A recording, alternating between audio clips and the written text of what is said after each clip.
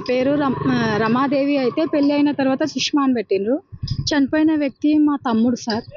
నాకు ఇద్దరు తమ్ముళ్ళు, కౌల పిల్లలు.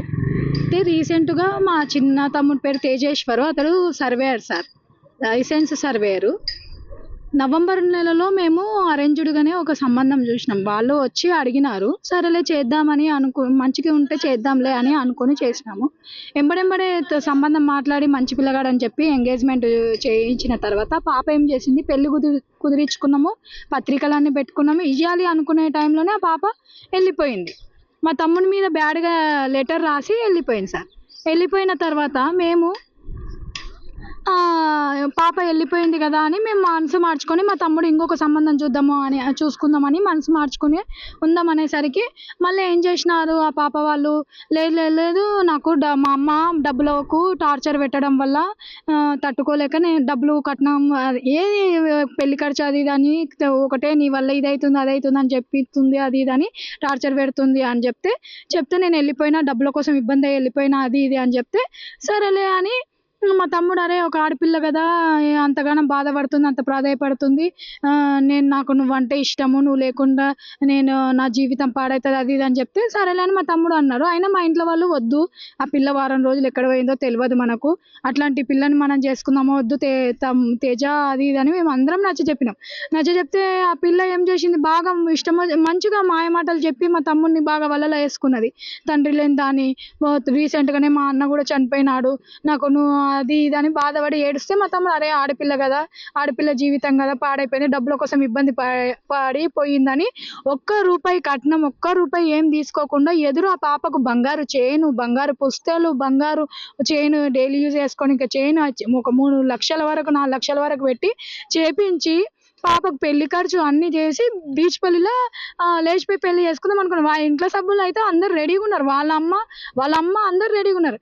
తర్వాత తెలిసిన విషయం ఏంటంటే ఆ పాపకు బ్యాంకు మేనేజర్ అనేతోనో అఫైర్ ఉందన్న సంగతి తెలిసింది. తెలిసిన తర్వాత మా తమ్ముడు కి తెలుసో తెలియదో మాకు తెలియదు సార్. మేమైతే మా తమ్మునితోనే ఎన్నిసార్లు గొడవ పడిన, వద్దు తేజ, అట్లాంటి వ్యక్తి మనకు వద్దు తేజ అని అంటే, లేదక్క ఆ పిల్ల చాలా మంచిది, డబ్బులకు ఇబ్బంది అయిపోయిందని ఆ పిల్ల మాట్లాడిన మాటలు కాల్ రికార్డ్స్ అన్ని వినిపించినారు. అయినా కూడా ఆ పిల్ల మాయమాటలు చెప్తుంది, తేజ మనకు వద్దంటే కూడా వినలే. మీరు ఇట్లా చేస్తే నేను వెళ్ళిపోతా, నేను ఒక్కరిని లేచిపోయి పెళ్లి చేసుకుంటా, నేను ఒక ఆడపిల్లకు అన్యాయం చేయను అది ఇది అని చెప్తే సరేలే అని లేచిపోయి పెళ్లి చేసుకొని పోతే మా అమ్మ నాయన, అరే పిల్లగాడు పోతున్నాడు, మళ్ళీ మా పిల్లగాడు మాకు దూరం అయితే మేము ఉండలేమని చెప్పి మా పిల్లగాని తెచ్చి ఇంట్లో పెట్టుకున్నాం సార్. ఇంట్లో పెట్టుకుంటే మా తమ్ముడిని ఏం చేసిండ్రో తెలియదు సార్. మంగళవారం రోజు జూన్ 17వ తారీఖు సార్, కొలత అని డ్యూటీకి అని చెప్పి పోతే వానికి ఏం చేసిండ్రో 1 గంటల నుంచి స్విచ్ ఆఫ్ వచ్చింది. ఆ రోజు నుంచి నిన్న శనివారం రోజు వరకు మనిషి కనిపిస్తేనే లేడని పోలీసు వాళ్ళ కంప్లైంట్లు అవి ఇచ్చి మేమంతా వెతుకుతే నిన్న ఉదయం మాకు శవం అయితే కనిపించిండు సార్. పురుగులు పడిపోయినాయి, మనిషి పాడైపోయిండ్రు, చంపేసినారు సార్. కత్తి తీసుకొని కడుపులో ఓడిచినారు, కంఠం తెంపేసినారు సార్. ఎట్లా చేయాలి ఇట్లాంటి ఆడోళ్ళు? బ్యాంకు మేనేజర్తో అఫైర్ పెట్టుకుందంట సార్. ఆ బ్యాంకు మేనేజర్ మాటనే వినిపిస్తుంది, ఆయనకు ఏమో పిల్లలు లేరంట, వాడిని చేసుకుందాం అని అనుకుంటుందో మరి ఏమేమో మాకు క్లియర్గా అయితే ఇన్ఫర్మేషన్ తెలుస్తలేదు, వాళ్ళు ఎవరో కూడా తెలుస్తలేదు. కానీ నా తమ్ముడు ఎంత గుణవంతుడు, బుద్ధిమంతుడు, ఎంత మంచోడు సార్. ఒక ఆడపిల్ల జీవితం అన్యాయం అవ్వకూడదని ఆ పిల్ల ఇంట్లోకి వెళ్ళిపోయిన పిల్ల అని కూడా తెలిసినా కూడా నా తమ్ముడు బంగారం, ఎంత మంచి పిల్లలు వచ్చి ఇచ్చిపోతామన్నా కూడా సరేలే ఒక ఆడపిల్ల జీవితం అని చేసుకున్న పాపానికి ₹1 ఖర్చు లేకుండా వాళ్ళకు ఎదురు పైసలు పెళ్లి ఖర్చు అన్ని మోసుకొని వీడు చేసుకొని మేము చేతులారా మా తమ్ముడు చేతులారా జీవితాన్ని నాశనం చేసుకున్నట్టుంది సార్. ఇట్లాంటి ఆడవాళ్ళు, మాయమాటలు చెప్పే ఆడవాళ్ళు భూమి మీద ఉన్నంత వరకు ప్రపంచం బాగుపడదు సార్. ఇట్లాంటి ఆడవాళ్ళను కఠినంగా శిక్షించాలి. నా పేరు Boya Srinivas, ASI, central reserve police force 192 battalion Gadchiroli. నేను అక్యూజ్డ్ తేజ వాళ్ళ బావని. ప్రస్తుతం గడ్చిరోలి నక్సలైట్ ఏరియాలో డిప్లాయిడ్ ఉన్నా. మా బామర్దిని అంతగానో మోసం చేసి ఆ పిల్ల మ్యారేజ్ చేసుకున్నది, అంత ప్లానింగ్ చేసి ఆ బ్యాంక్ మేనేజర్ తిరుమలరావు అంత ప్లానింగ్ చేసి వాడిని దారుణంగా చంపిండ్రు. నేను ఎస్హెచ్ఓ గద్వాల్ టౌన్ని పర్సనల్ రిక్వెస్ట్ చేస్తాకి ఈ కేసును పర్సనల్ ఇన్వెస్టిగేషన్ని హై ప్రయారిటీ ఇచ్చి అక్యూజ్డ్ అందరి పైన మొత్తం అన్ని ప్రూఫ్ కలెక్ట్ చేసి తొందరగా కేసు ఫైల్ చేసి శిక్షణ ఇప్పియండి. ఇదే రిక్వెస్ట్. కావాలంటే మేము ఎస్పీ సార్ దగ్గర పోయి కూడా రిక్వెస్ట్ చేస్తాము. ఇదే నా పర్సనల్ రిక్వెస్ట్. Thank you. నేర్పునా నాయనా, అటువంటి అటువంటి తల్లిలు ఉండొద్దు నైనా. అటువంటి తల్లులు దేశం మీద ఉంటే దేశం ముందు పడదు దేవుడా. అటువంటి వాళ్ళు ఉండకూడదు భూమి మీద తండ్రి. అటువంటి ఆడివి ఉండొద్దు నైనా. శిక్ష వేయవలసిందే దేవుడా. నా పిల్లగానికి ఏ శిక్ష వేసిండ్రు దేవుడా. ఓలకట్లా శిక్ష పడాలి దేవుడా. అందరూ నటించిరి నాయనా దేవుడా. వాళ్ళతో నా డబ్బులు లేకున్నా నా ఇంటికి వచ్చి పిల్లనిస్తానని వచ్చిండ్రు. మేము ఒప్పుకోలేదు దేవుడా. ఖచ్చితం చేసి పిల్లగాని ఒప్పించిండ్రు నాయనా. ఒప్పించినాక వాడు ఒప్పుకోనే తండ్రి. అంతవరకు ఒప్పుకొని లేకుండే నాయనా. వాళ్ళ మోజులా వేసుకుండ్రి తండ్రి.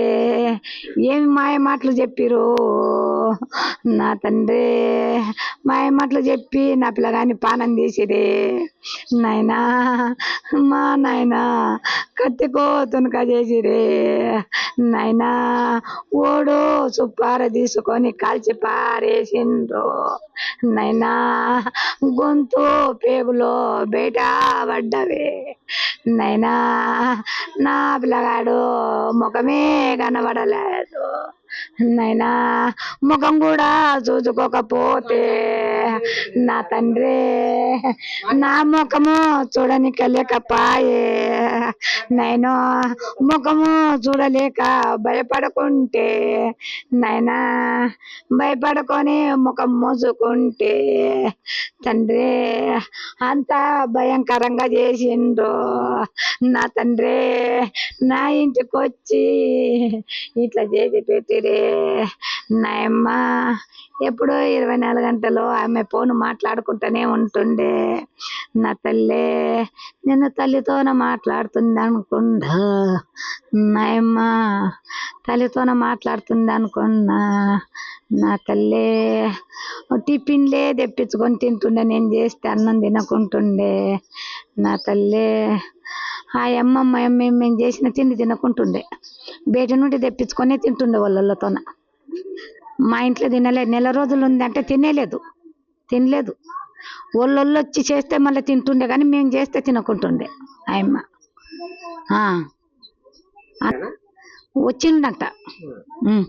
వచ్చిందంట కానీ మేము గుర్తుపట్టలేము గుర్తుపట్టలే అబ్బాయిని. వచ్చిందంట. భార్య భర్తలు ఇద్దరు వచ్చిందని అంటున్నారు. అన్నంగా విన్నా నేను కానీ ఇంకా గుర్తుపట్టలే. ఆ మంది ఓల మంది ఎక్కువ ఉండరు. మా ఆడపిల్ల నన్ను దొరకపోయింది. 2 అత్యంతలు వేసొత్తురా నీ కొడుకుకి నువ్వు వేయవా అని తండ్రిని ఆటో తీసుకొని నన్ను తోలుకొని పోయిండు. ఇద్దరు ఈ అమ్మని తొలకపోయింది. 2 అత్యంతలు వేసొత్తురా అమ్మ నువ్వు అని ఆటో తీసుకొని ఇంటికి వచ్చి తొలకపోయిన. నా కుటుంబంలే, నా పాలొల్లులే, నా అన్నల తమ్ముళ్ళులే, ఎవరులే. వాళ్ళ కుటుంబం కాడికే వచ్చిండ్రు.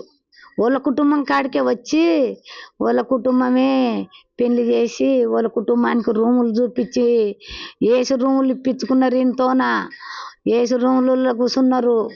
అన్నీ పిల్లగాంతోనే ఖర్చు పెట్టించింది తల్లి. ఆ అమ్మ మా అమ్మ మంచి మా తల్లి బంగారు తల్లి. కొడుకు చచ్చిపోయి 2 నెలలు కూడా అయ్యలేదు. నెల అయ్యింది. నెల లోపట దినం వెళ్ళిపోతుందంట. కొడుకు దినం వెళ్ళిపోతుందని వచ్చి నా పిల్లగాని ఖచ్చితంగా చేసి పెళ్లి చేసింది ఆ అమ్మ. చేసి నా కొడుకుని ప్రాణం తీసింది. నా వాళ్ళ కొడుకుకి మేమేం ద్రోహం చేయలేదు కదా. వాళ్ళ కొడుకుని నేనేం చూసిలేను కదా. నా కొడుకు కూడా వాళ్ళ కొడుకునేమి అనలే కదా.